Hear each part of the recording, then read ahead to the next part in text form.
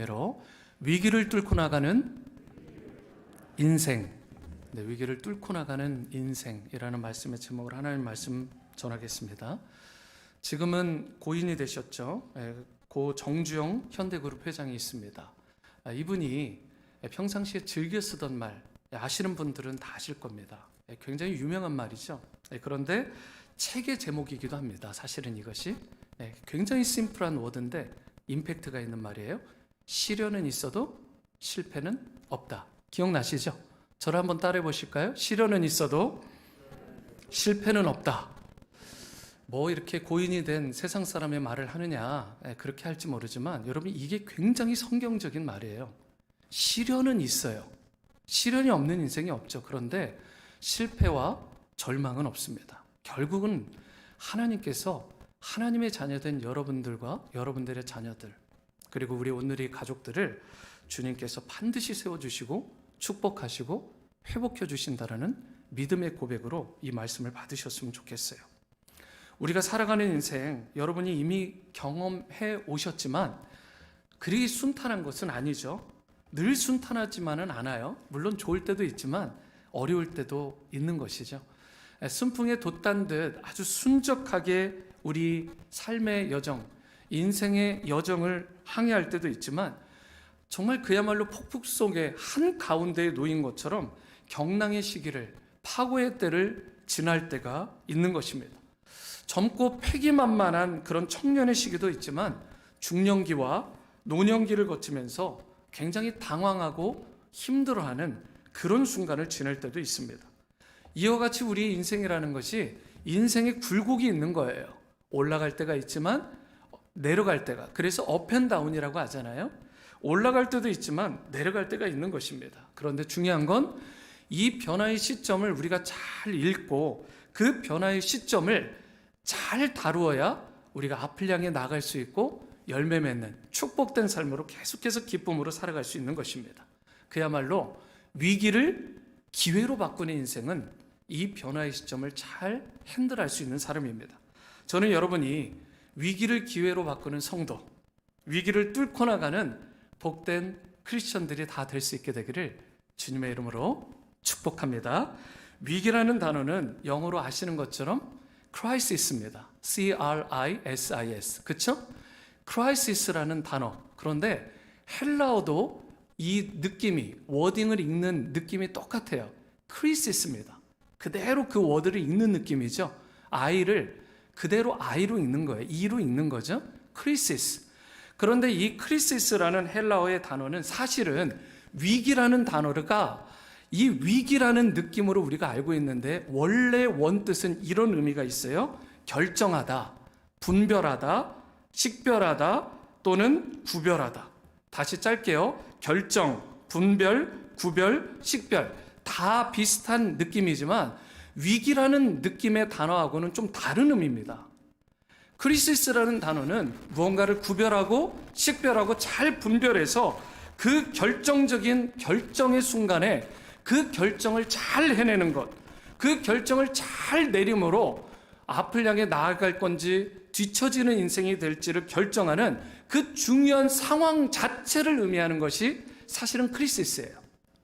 그러니까 우리가 생각할 때 크라이시스야, 이건 크라이시스야 막 이러는데 사실 믿음의 사람들은 그 위기를 위기로 보지 않습니다. 제가 만나본 이번에도 목회자들이 여러분들이 계세요. 그런데 전혀 다른 뷰포인트로 얘기하세요. 이민교회는 무덤이다, 이렇게 얘기하는 분도 있고요. 여전히 이 미국 땅 이민 목회는 기회의 땅이다라고 말하는 분이 있어요. 선교사님들을 제가 전화도 하고 여러분을 만날 때 목사님, 이제 대추수의 때는 끝난 것 같습니다. 더 이상 복음이 전해지지 않아요 라고 말하는 분도 있지만, 목사님 지금은 그야말로 대추수의 때입니다. 팬데믹 때 더 많은 사람이 오히려 주님께 돌아오고 있어요. 할렐루야, 이런 분들이 있어요.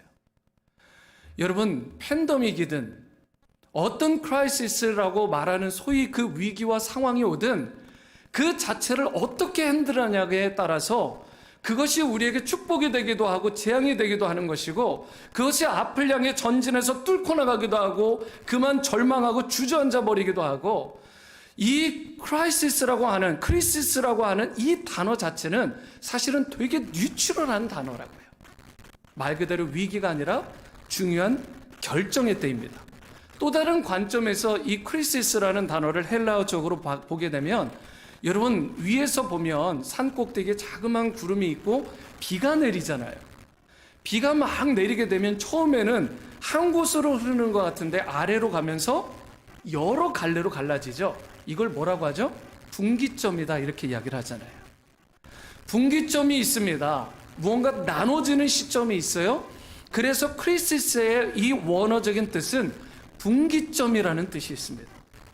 그러니까 이 분기점의 순간에 어떻게 이것을 선택하고 결정하느냐가 우리의 입장에서 이걸 어떻게 바라보냐고 핸들하고 결정하고 디시전을 하느냐가 중요한 것이지 그 자체가 우리가 막 생각하는 위기야 크라이시스야 이렇게 말하는 느낌의 크리시스가 아니라는 것입니다. 여러분 오늘부터 완전히 오해를 지우세요. 여러분의 사전에는 크라이시스가 없습니다. 위기가 아니라 그 위기는 말 그대로 크리시스고 그리고 그것은 우리의 중요한 선택의 귀로라는 것 그리고 분기점에 불과하다라는 것 여러분 이걸 아시고 인생의 어려움이 올 때 파도가 올 때 그래서 릭 워렌 목사님이 그러잖아요. 이 캘리포니아 쪽은 서핑을 타는 사람이 많은데 이 인생의 파고가 올 때 그것을 잘 타고 아예 위에서 서핑을 즐기는 인생들이 있더라. 이런 인생들은 세상이 어떻게 감당을 못한다는 거예요. 저는 여러분들이 이제는 그 수준까지 가셨으면 좋겠어요. 인생의 파고가 올 때 거기에다 서핑대를 딱 두고 아예 그 인생의 파고를 즐길 수 있는 수준까지 그 위기를 기회로 삼고 하나님이 이번에는 어떤 축복을 주실까? 이 위기를 선용하셔서 어떤 축복의 기회로 바꾸어 주실까를 기대하시면서 여러분들이 그 위기를 말 그대로 이 기회로 선용할 수 있는 주님과 함께 비상하고 날아올 수 있는 여러분들과 심지어 또 여러분들의 자녀들의 그런 삶이 될 수 있게 되기를 주님으로 축복합니다. 자, 이런 면에서 누구나 우리가 인생을 소위 폭풍우를 통과하고 인생의 광야를 통과해야 되는 것인데 광야 가운데 위기를 만났을 때 이것을 바르게 핸들하는 것이 너무 중요하잖아요. 그래서 그것을 위기를 축복의 기회로 선용해야 되는데 우리가 어떻게 하면 주어진 위기를 뚫고 나가는 인생, 축복의 크리스천이 될 수 있을까? 거기에 대한 해답이요. 놀랍게도 오늘 방금 전에 읽은 이 한 구절에 나와 있어요. 다시 한번 13절 한번 띄워주시고 13절 말씀을 함께 합독해 보겠습니다. 시작. 사람이 감당할 시험 밖에는 너희가 당한 것이 없나니 오직 하나님은 미쁘사 너희가 감당하지 못할 시험 당함을 허락하지 아니하시고 시험 당할 즈음에 또한 피할 길을 내사 너희로 능히 감당하게 하시느니라. 여기에 보면 하나의 위기를 극복하는 방법이 있는 게 아니에요.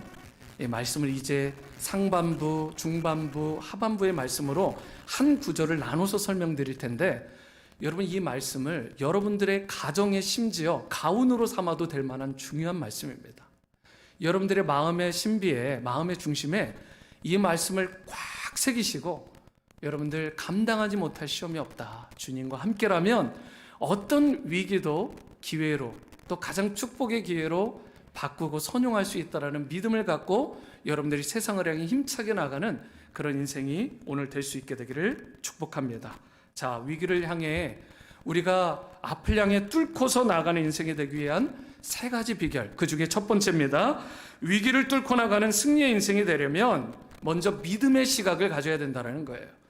우리가 세상적이고 세속적인 주위의 사람들이 말하는 그런 눈과 그런 태도가 아니라 성경에서 말하는 주님께서 말하는 믿음의 시각과 신앙의 눈을 가지고 우리가 살아가야 된다는 것입니다. 먼저 13절 상반절을 보시기 바랍니다. 사람이 감당할 시험 밖에는 너희가 당한 것이 없다. 한 번 더 읽어드립니다. 굉장히 중요한 말씀이에요. 사람이 감당할 시험 밖에는 너희가 당한 것이 없나니. 여러분 이 말씀의 뜻이 뭐죠? 우리가 당하는 시험이 굉장히 커 보이잖아요. 제가 만나는 대부분의 저도 그렇지만 대부분의 사람들이 그래요. 내가 당하는 시험이 제일 커 보여요. 다른 사람의 문제는 더 큰데도 불구하고 막 작게 느끼는데 나에게 조그만 문제도 불구하고 막 엄청나게 크게 느끼는 분들이 간혹 있으십니다. 여러분, 우리가 당하는 시험이 그런데 아무리 크게 보일지라도 사실은 내가 감당할 수 있기 때문에, 우리 가정과 우리 공동체, 우리 인생들이 감당할 수 있기 때문에 우리에게 주어진다라고 성경이 밝히 말씀하고 있는 거예요. 여러분, 왜냐하면 우리 하나님은 그분의 자녀된 여러분과 저, 아빠 아버지라고 부르는 여러분과 저에게 우리가 감당할 만한 수준의 시험만을 허락하시기 때문이라는 것입니다. 여러분과 제가 시험을 당하고 있어요. 어려움을 당하고 있죠. 그런데 그 모든 시험과 환난과 역경은 사실은 내가 감당할 만하니까 주님께서 주시더라는 것입니다. 이것이 바로 성경이 말씀하는 truth, 진실이고 진리입니다. 여러분, 그렇기 때문에 우리에게 닥치는 위기가 아무리 크고 어려워도, 그렇게 보일지라도 위기 앞에서 지레 겁을 먹고 포기해버리고 좌절하고 그렇게 막 어찌할 바를 몰라서 절망 가운데만 빠져 있는 것은 매우 어리석은 것입니다. 시도해보지도 않고 주저앉아 버리는 것은 잘못된 태도예요. 이것은 주님을 기쁘시게 할 수도 없고 사실은 우리의 인생에 어떤 열매도 맺지 못하게 하는 것입니다. 그런데 오늘 이 본문 말씀은 누가 썼죠? 사도 바울이 썼잖아요. 그런데 사도 바울이 사실은 많은 신학자들이 이야기를 할 때 이 내용은 가데스 바네아라는 곳에 있었던 이스라엘 백성들, 그들의 그 사건을 염두에 두고서 이 고린도전서 10장 13절 말씀을 썼다라고 말씀을 합니다. 가데스 바네아 사건이 뭐죠? 이스라엘의 그 지나던 곳에 여러 광야들이 있어요. 그런데 그 광야 가운데 하나가 바란 광야라는 광야가 있는데, 바란 광야에 있던 가데스 바네아라는 지역에 장막을 칩니다. 하나님의 뜻이었어요. 그리고 쉐키나의 이 영광을 상징하는 구름 기둥이 딱 멈추고 불 기둥이 멈추니까 거기에 장막을 치고 섰는데, 하나님께서 모세를 통해서 어떤 말씀을 하시냐면 정탐꾼을 보내게 하십니다. 12명의 정탐꾼을 그들이 밟게 될 코앞에 있는 이 가나안 땅에 보냅니다. 파송하게 돼요. 그런데 여러분, 이 12명이 보통 실력자들이 아니에요. 수백만의 이 사람들 가운데 뽑힌 아주 정말 소위 이야기하는 초엘리트들만 뽑아다가 12명을 선발한 것입니다. 그런데 그 12명의 사람들이, 문제는 갔다가 왔는데 상황을 보고 그 당시에 있었던 상황을 똑같이 얘기를 합니다. 정확하게 한 가지는 뭐냐면, 그야말로 적과 꿀이 흐르는 정말 풍성한 땅이다. 너무 좋은 옥토야. 이 부분은 똑같이 얘기해요. 12명이 이구동성으로. 그런데 문제는 여기서부터예요. 10명과 2명이 나눠져요. 그러면서 10명이 먼저 어떤 보고를 하냐면, 우리가 그 땅이 좋은 건 알겠는데 가보니까 그들의 족속이 너무 장대하더라. 키가 너무 크고 우리는 그들 앞에서 소위 메뚜기 같더라. 너무 작고 우리는 왜소하고 도저히 그들을 어떻게 해볼 방법이 없다. 그들의 성읍을 보니까 이것은 도저히 뚫을 방법이 없다. 너무 견고하고 너무 장엄하다. 그러니까 우리 이제는 죽은 목숨이다. 절대 들어가면 안 된다. 그러면서 하는 이야기가, 뒤로 돌아가자. 차라리 우리가 슬레이브로 살던 애굽으로 돌아가서 종살이 하는 게 낫겠다. 이런 엉뚱한 이야기를 합니다. 여러분, 팩트는 그대로 본 거예요. 그들이 장대한 게 맞아요.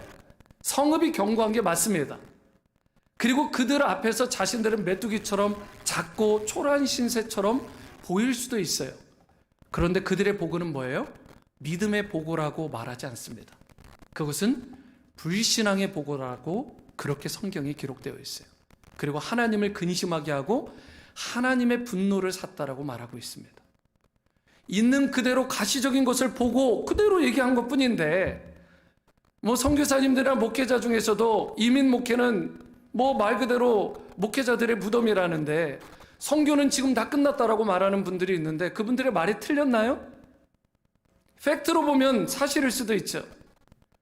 그런데 그런 고백들이 하나님 보시기에는 결코 합당하지 않다라는 것입니다. 지금 죽게 된 상황이 맞죠. 그런데 막 땅에 주저앉아가지고 죽게 되었다고, 이 상황은 하나님이 나를 도와도 뭐 어쩔 수 없다고, 앞뒤 전후 사방을 다 봐도 내가 한 치 앞도 나갈 수 없다고, 이건 다 끝났다라고 말하는 그것을 하나님께서 믿음이 있다라고 말하면서, 야, 네가 정말 힘들겠구나 막 위로하고 격려하고 하나님께서 축복하시지 않는다라는 것입니다.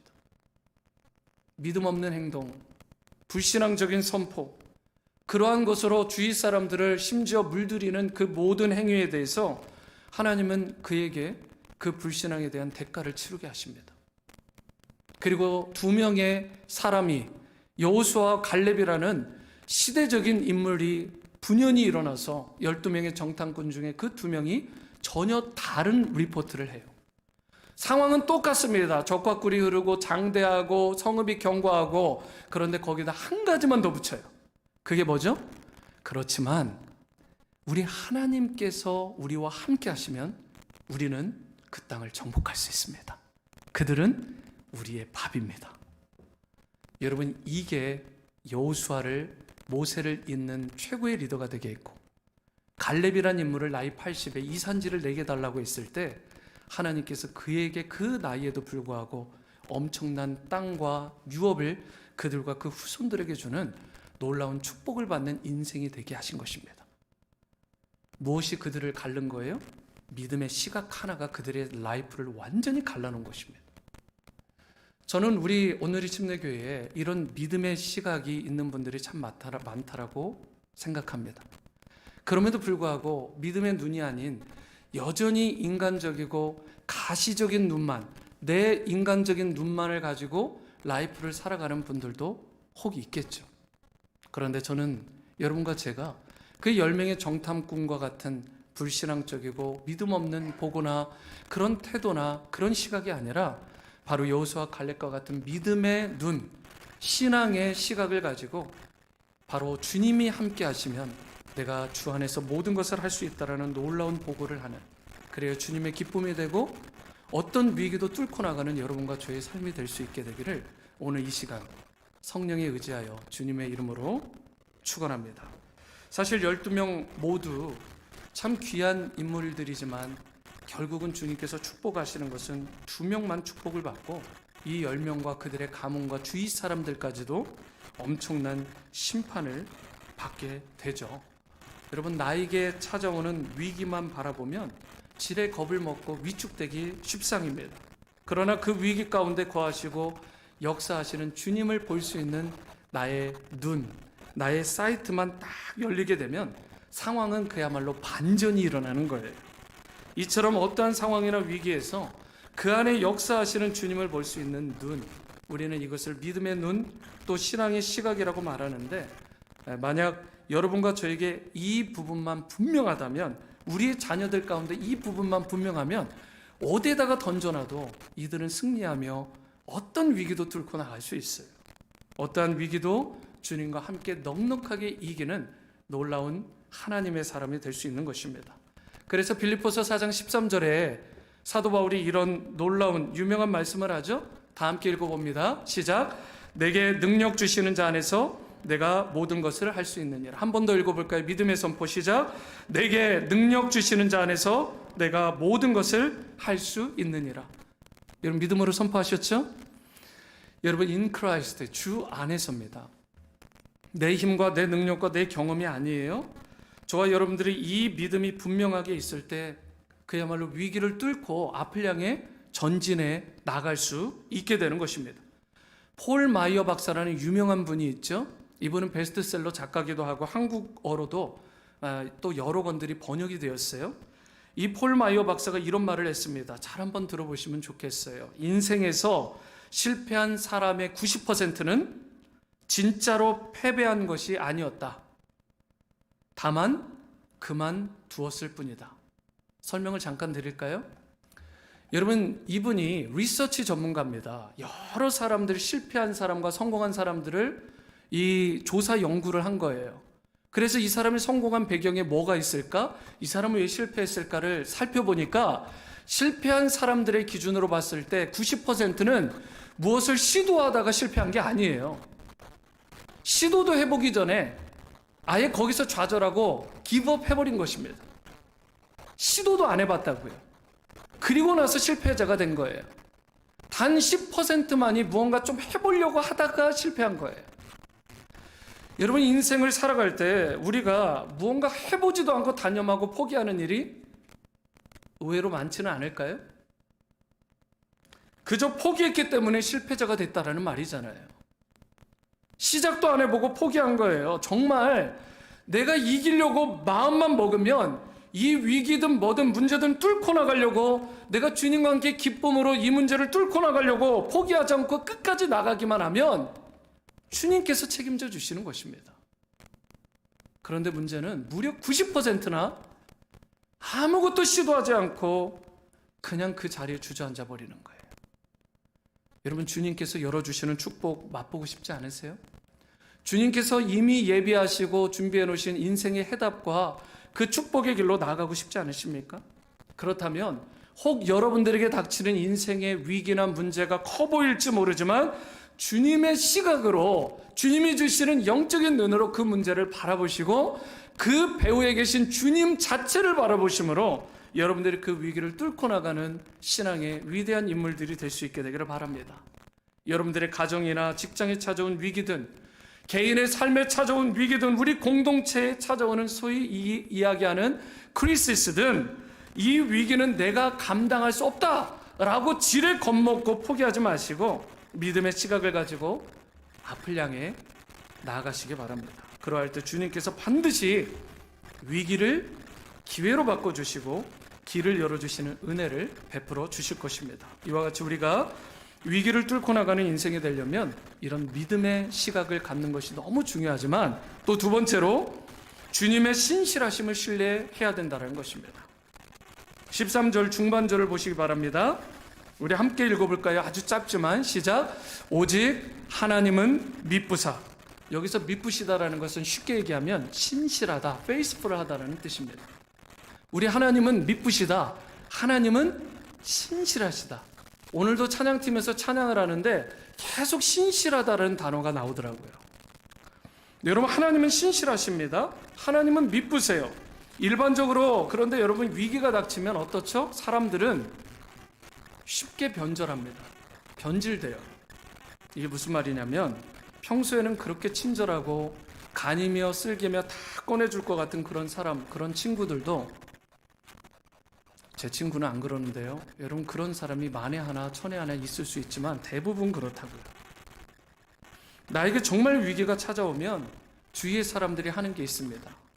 나에게 이익 계산이 딱 계산서, 손익 계산서를 따져보고, 그동안 친구할 때는 이것 때문에 친구를 했는데 나중에 떠나기도 하고 버려버리기도 하는 거예요. 전화해보세요. 망한 인생으로 전화하면 전화 안 받습니다. 도와달라고 할까봐. 여러분, 이게 남의 일이 아니에요.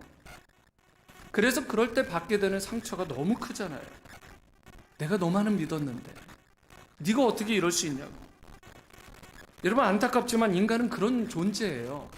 그럴 수 있는 존재입니다. 그래서 여러분, 사람에 대해서 어떻게 얘기하죠? 그 사람은 신뢰의 대상이 아니라 사랑의 대상이다라고 말을 하잖아요. 우리가 다른 누군가를 대할 때 사랑으로 대하지, 그 사람을 신뢰하기 때문에 간이며 쓸기며 다 내어줄 듯 그렇게 하는 게 아닙니다. 내가 좀 손해보고 그 사람이 내 마음을 아프게 하더라도 심지어 사랑으로 끝까지 품어주게 되는 거죠. 그런데 성경은 하나님에 대해서는 뭐라고 할까요? 오직 하나님만이 미쁘시다라고 말합니다. 누구만 미쁘세요? 하나님만. 이게 성경의 진단이에요. 그래도 우리 교회는 따뜻한 교회잖아요. 환우들이 있을 때, 환난 중에 있는 성도님들이 있을 때 여러분 거의 끝까지 책임져 주시는 분위기예요. 정말 얼마나 따뜻하고 좋은 공동체입니까? 정말 어려운 순간이 오면 여러분, 그 인생 우리 교회는 포기하는 법이 없습니다. 그럼에도 불구하고 성경에서 뭐라고 하냐? 우리의 사랑이라는 게, 우리의 섬김이라는 게 한계가 있더라는 것입니다. 오직 하나님의 신실하심만이 완전하고 완벽한 신실하심이라는 것입니다. 하나님께서는요, 저와 여러분들 인생의 앞날을 우리가 예측할 수 없잖아요. 5분 후에, 1시간 후에, 한 달 후에, 1년 후에 어떤 일이 벌어질지 아는 사람 아무도 없습니다. 그런데 내가 내 인생을 책임진다라고 떵떵거리며 자신만만해하는 교만한 인생들도 있을지 모르지만 사실 그것은 무모하기도 하고 그것은 불가능한 일입니다. 내 인생 내가 책임진다? 우리의 앞날을 결코 나도 알 수 없는데요. 그런데 우리 하나님께서는 이런 분이시라는 거예요. 한 번 약속하신 것, 20년 전에 30년 전에 분명히 싹 스쳐 지나가듯이 내가 기도하는 가운데 성령께서 감동을 주신 말씀이 있는데 하나님께서 30년이 지나고 40년이 지난 뒤에 다 돌아보니까 그 말씀 그대로 다 이루시는 거예요. 하나님은 믿으세요. 하나님께서는 한 번 약속하신 것, 내붙드신 손을 놓는 법이 없으세요. 그래서 여러분과 제가 여기 앉아 있는 거 아니겠어요? 여러분과 제가 이 자리에 앉아 있는 건 하나님이 포기하지 않으시기 때문에, 신실하신 분이시기 때문에 여기 앉아 있는 거죠. 우리의 열심과 우리의 잘남과 우리의 캐릭터가 막 훌륭하고 신앙이 막 출중해가지고 여기 앉아 있는 게 아닙니다. 단 한 사람도 그런 사람 없어요. 저를 포함해서. 하나님이 신실하셔서 여러분과 제가 이 자리에 앉아 있는 것입니다. 하나님은 믿으세요. 그래서 그 구원의 감격 하나만으로도 우리는 너무 감사한 거죠.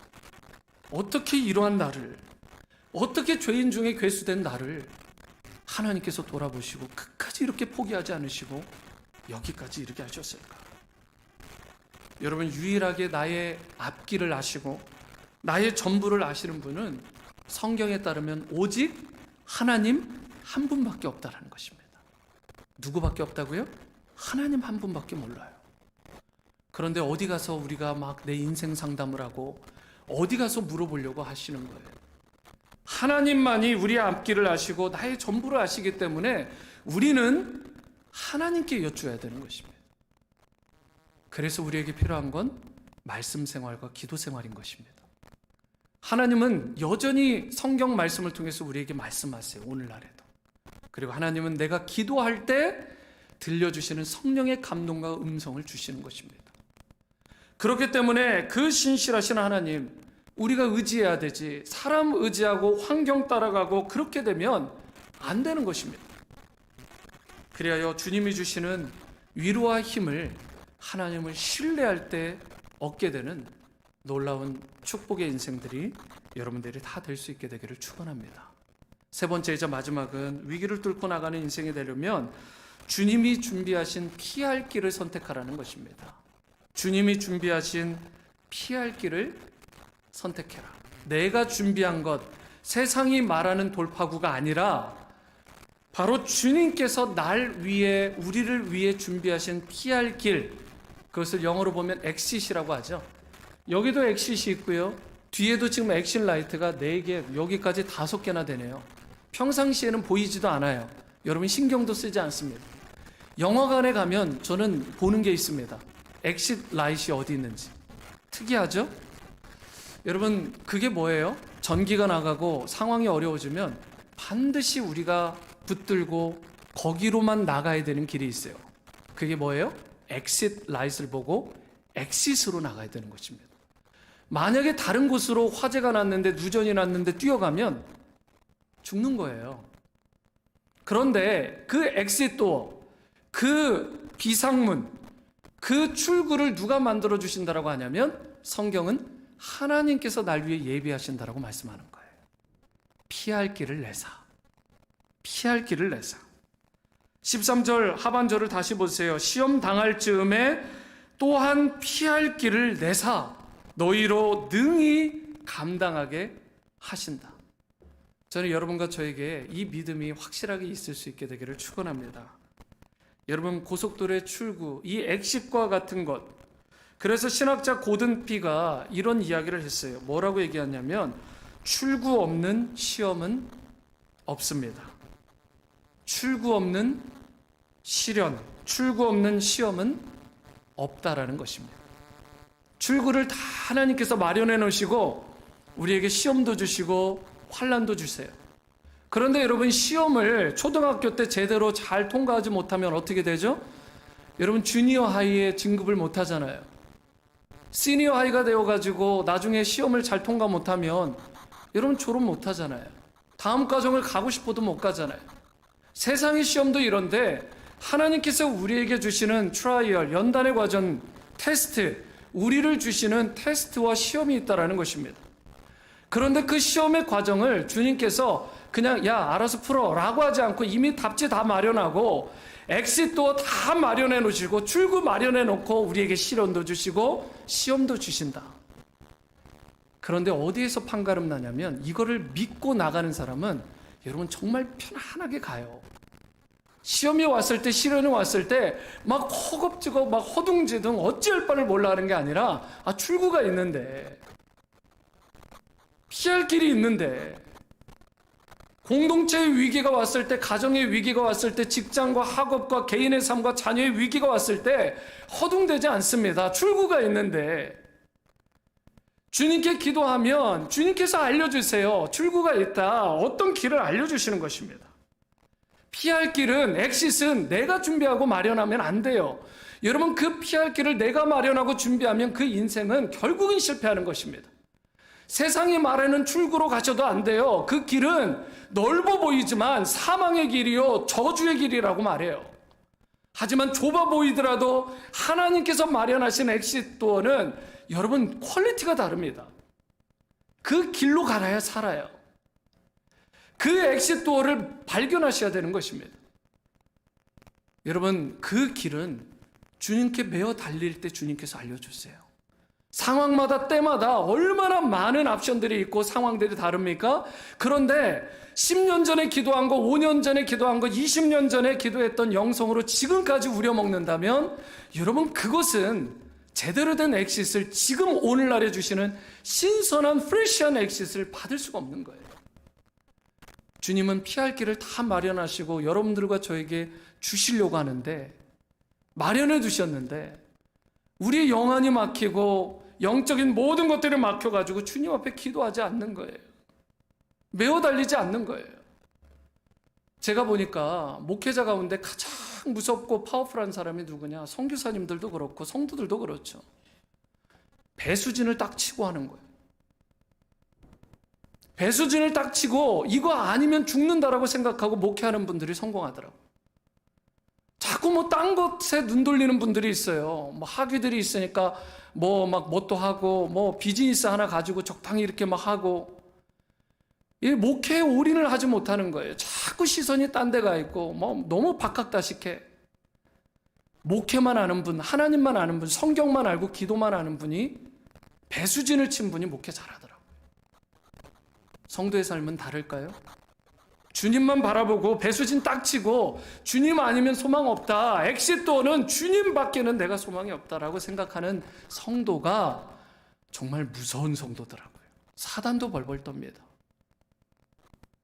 저는 여러분이 정말 사단이 벌벌 떨 정도로 영적인 전쟁에서 사단이 어찌할 바를 몰라 할 정도의 영적인 대가가 주님과 함께 되는 놀라운 은혜를 받게 되시기를 축원합니다. 여러분, 특별히 여러분 앞에 불가능의 상황이 왔을 때 하나님은 여러분이 특별히 무언가를 하기를 원하지 않으세요. 하나님께서 원하시는 것은 하나님이 하시도록 하나님을 향한 믿음의 길을 선택하는 것. 여러분, 이것을 주님께서 기대하고 원하시는 것입니다. 하나님보다 앞서지 않기. 하나님보다 앞서면 이미 신앙이 아닙니다. 하나님보다 앞서는 공동체는 이미 교회 공동체가 아니에요. 능력을 상실합니다.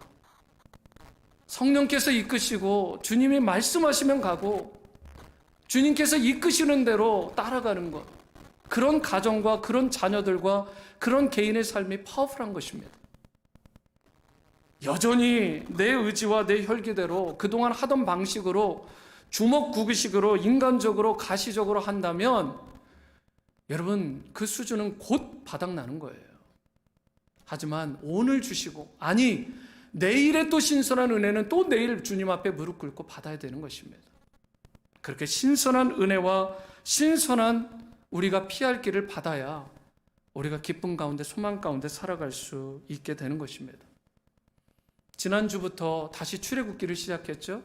출애굽기의 말씀 가운데 가장 유명한 사건이 뭐죠?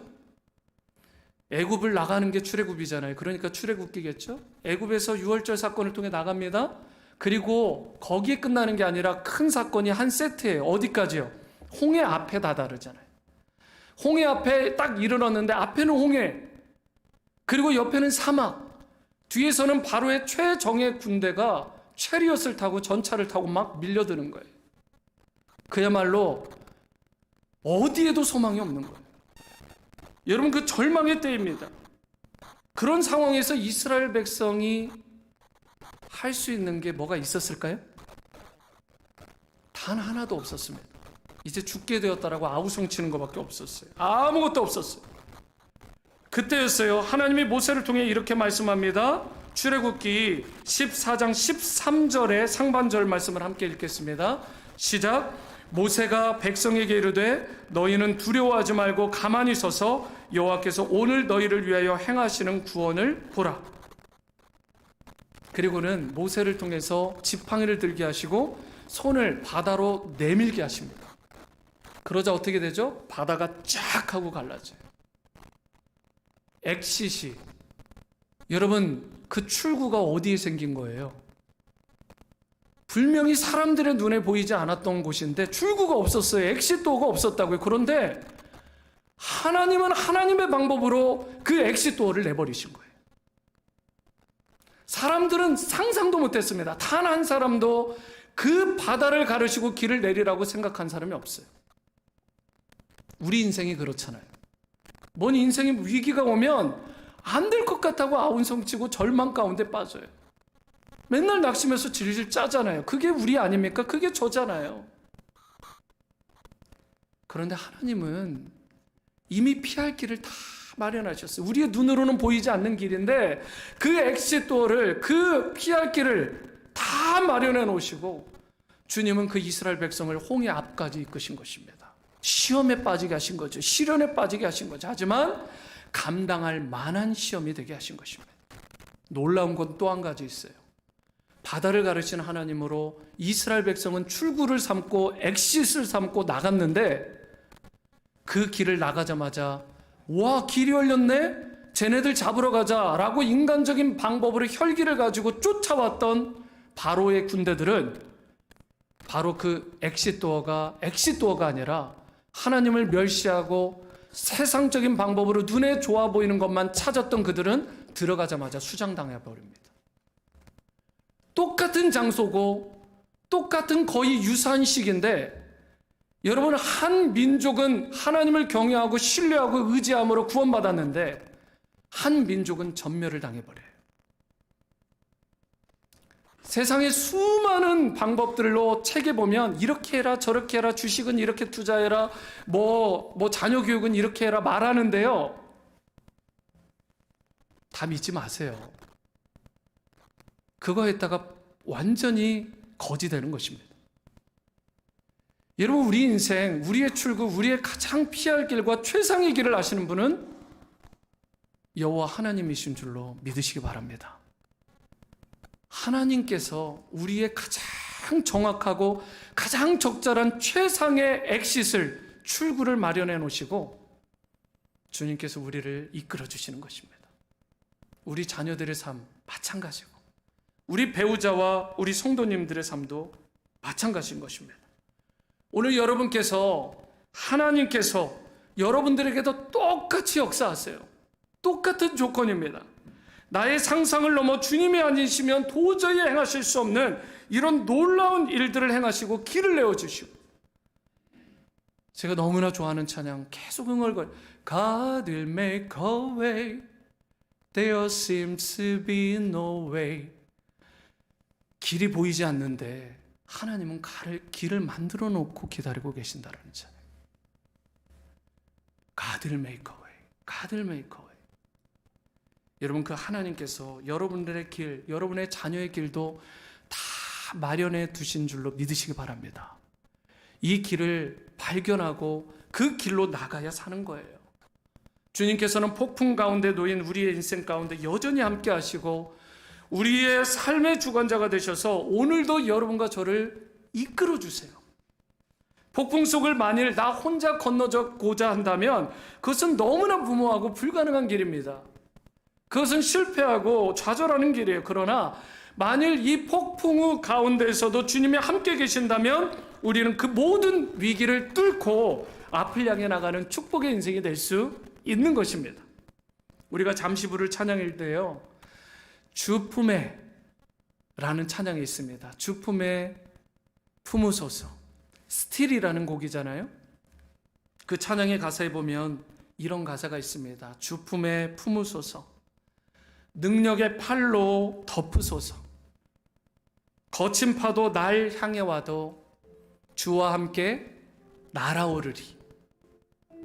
폭풍 가운데 나의 영혼 잠잠하게 be still, 잠잠하게 주님을 바라보리라. 인생의 폭풍 가운데서도 여러분 주님과 함께하면 저와 여러분들이 날아오르고 비상할 수 있는 줄 믿으시기 바랍니다. 위기 가운데서도 주님을 잠잠히 바라보고 의지하기만 하면 제 아무리 어렵고 힘든 순간이라도 우리로 하여금 뚫고 나아갈 수 있게 하세요. 이제 남은 인생 여러분과 저 우리 모두가 주님과 함께함으로 그 어떤 위기도 뚫고 나가는 승리의 인생, 기쁨의 인생, 축복의 인생 다 될 수 있게 되기를 주님의 이름으로 축원합니다.